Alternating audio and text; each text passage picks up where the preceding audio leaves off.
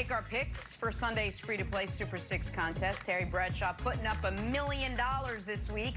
All you gotta do, pick the outcome of 6 NFL games. One of the matchups, Seahawks at Cardinals. Nick, give me a winner, and by how many, buddy? You know what I'm doing right there, Jenna? I'm playing with fire. And that is what Seattle's been doing for the last month. 1 yard away from losing to the Patriots. They need a 4th and 3 to beat the Cowboys. They need multiple 4th down conversions to beat the Vikings. Arizona by 1. Arizona in a nail-biter. Finally, they play with enough fire and they get burned. The Arizona Cardinals in the Seahawks unbeaten run, Brandon Marshall. Oh, my goodness, you did it. Look, no, man. Seattle by 6. Is he really putting up this money? Is it his money? Is he paying his debts? It's his money. Like, if someone... Oh, yeah, he's paying them off. Yeah. I'm playing this week because I know Seattle's going to win by 6. I'm playing this week. Okay. Look, I support, I support individualism and creativity, and I know that Zeke is the one with the feed me tattoo. But I think that Kyler also should go and get a feed me tattoo because he's going to just keep eating. He ate against the Cowboys defense. Now he gets to eat against the Seahawks defense. I agree with Nick. The exact same prediction, Wilds and Nick. Nick is the best predictor in all of America. And now I'm just sort of riding the coattails there. Arizona by 1. Who's going to stop this offense? Who's going to stop this offense? High scoring. Bet the over, America. To be determined. Get your picks in before kickoff on Sunday. Your chance to be a millionaire. Back to our top story this morning in Cleveland. The highly talented but also somewhat dysfunctional Cleveland Browns off to a hot start this season. Then they get derailed in a bad way this past Sunday by the Steelers. Browns looked all kinds of out of sorts. It was so bad that head coach Kevin Stefanski pulled Baker, Odell, and the offensive starters once things got out of hand. As you'd imagine, a lot of questions and a lot of criticism. Here's Baker Mayfield on how he's handling both. I don't give a damn what they say. It's within this building. We know we can be better. I know I can be better, and that's how it's going to be handled. The outside noise doesn't matter. They get paid to talk. We get paid to do our work. So that's how it's going to be handled. Coach Eric Mangini is joining us now. Coach, good morning. Good to have you here. I'll ask you this. Are the Cleveland Browns criticized too much or too little?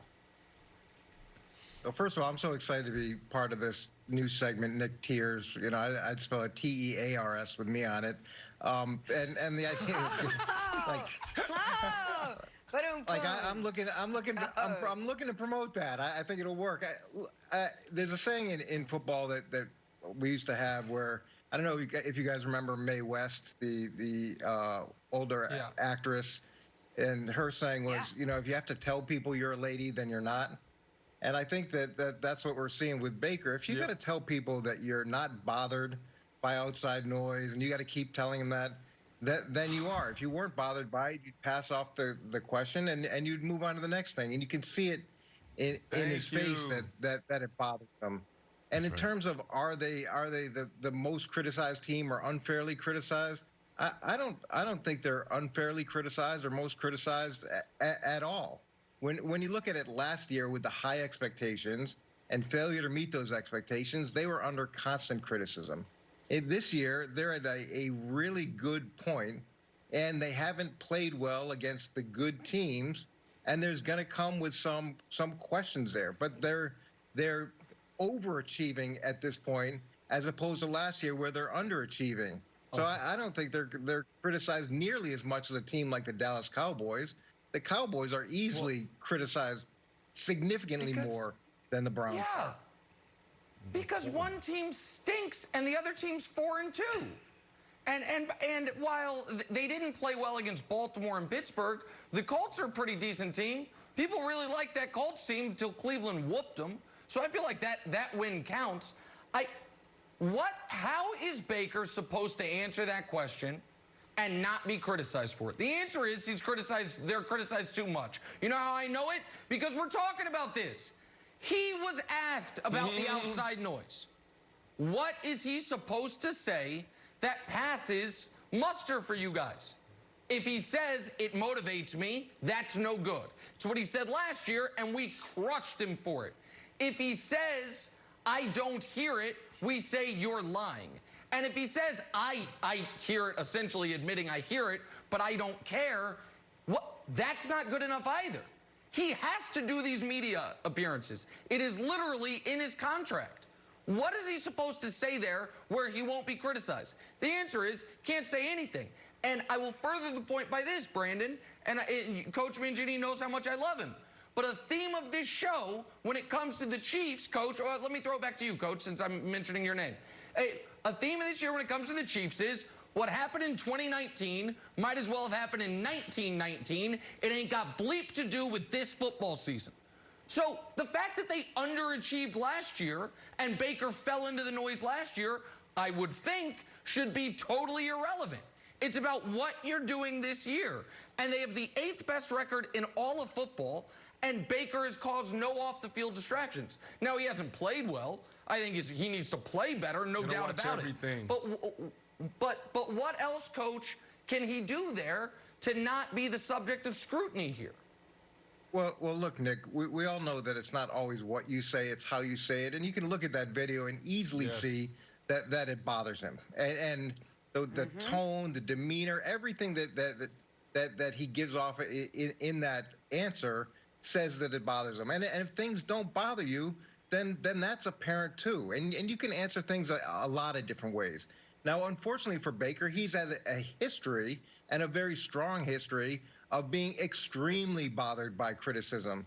So for people to look at this and be skeptical of his answer, I don't think that's unfair. And even though we say last year doesn't matter, because it doesn't matter, it still provides a framework for the discussion moving forward, and you're still going to compare past performance with future performance. It's not like it disappears from all of our memories. I thought Baker showed a ton of maturity when he was down at the Super Bowl and visited the show. I thought that there was a lot of growth. I think he's shown a lot of growth overall. But at the end of the day, he's not at the point where he doesn't give a damn. We could pretend, because he said it, that he doesn't. Yeah. But I think we can all see what the truth is. Yeah, I mean, to answer your question, Nick, you talk about what is he supposed to say. What he's supposed to do is stand up there and say, look, I get it, guys. You know, we're going to get back to work. You know, we had a few good weeks. You know, this one got away from us. We'll be better next week. We're going to work our butts off. That's what you want to hear from your quarterback. That's what you want to hear from the face of your organization. If you don't believe me, all you got to do is go to Foxborough. How did Cam Newton answer his question this week?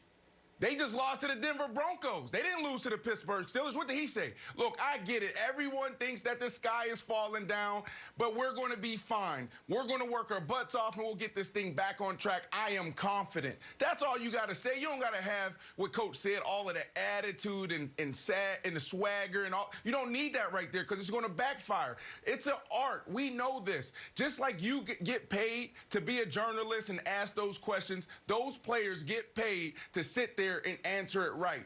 That's one of the biggest jobs that you have outside of playing football, is to make sure you do a good job eliminating distractions when you're standing in front of the camera. So for me, there's a lot of room for Baker to grow. I don't want to hear that from Baker, because the reality is he should care what's going on, because in modern football, you don't have 5, 6, 7 years to get it right. You can ask Jameis Winston.